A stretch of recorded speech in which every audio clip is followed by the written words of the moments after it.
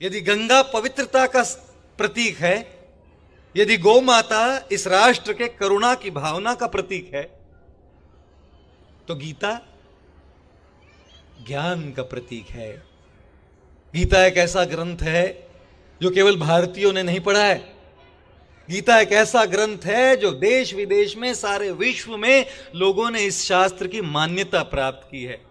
मैं जब विदेश जाता हूं तो कई बार वहां के कॉलेज यूनिवर्सिटी में प्रचार करने जाता हूं और उनके लाइब्रेरी में गीता रखी होती है और उनके कॉलेज में गीता एक क्रेडिटेड कोर्स होता है।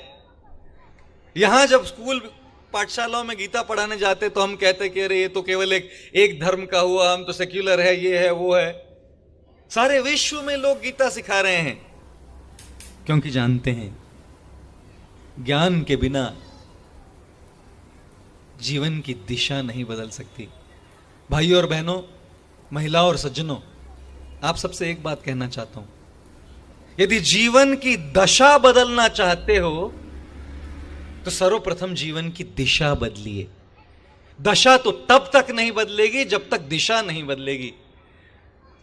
और दिशा कैसे बदलेगी जी? कौन सा वो ग्रंथ है, कौन सा वो मार्ग है, कौन सा वो ज्ञान है जो जीवन की दिशा बदल दे? अर्जुन कुरुक्षेत्र की रणभूमि पर पूर्ण रूप से भ्रमित खड़ा था और गीता के ज्ञान ने अर्जुन के जीवन की दिशा बदल दी। और वास्तव में जब दिशा बदल जाती है तब दशा बदल जाती है। आप सब लोगों ने देखा होगा, लोग आजकल भागते हैं, ट्रेडमिल पर भागते हैं, बाहर नहीं भागते, ट्रेडमिल पर भागते हैं और एसी लगाते तो एक बूंद पसीना नहीं आता। ट्रेडमिल पर दौड़ते हैं और भागते रहते हैं, भागते रहते हैं, भागते रहते हैं, 1 घंटे तक भागते हैं और ट्रेडमिल पर जो रीडिंग है वो दिखाता है कि 10 किलोमीटर तक भागे हैं, लेकिन भाग भाग कर पहुंचे कहां जी? भाग तो रहे हैं, मेहनत तो कर रहे हैं, प्रयास तो कर रहे हैं, कष्ट तो कर रहे हैं, लेकिन दिशा कहां है?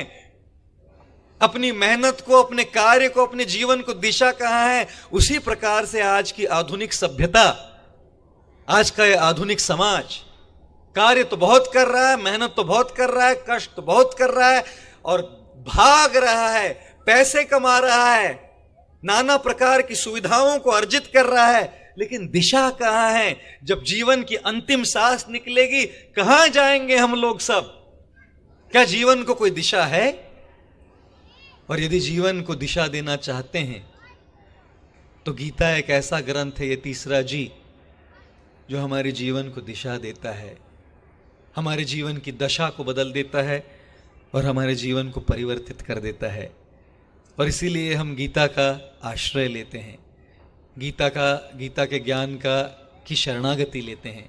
और श्रील प्रभुपाद जी ने हमको गंगा भी दी, हमको गोमाता भी दी और हमको भगवत गीता यथारूप भी दी। और इनकी ही वजह से, परम पूज्य भक्तिवेदांत स्वामी श्रील प्रभुपाद की वजह से सारे विश्व में लोग आज गीता पढ़ रहे हैं। जापानी में गीता है, चीनी भाषा में गीता है, रूसी भाषा में गीता है, फ्रेंच में गीता है, लैट्वियन में गीता है, स्लोवेनियन में गीता है, स्लोवाकियन में गीता है, इटालियन में गीता है।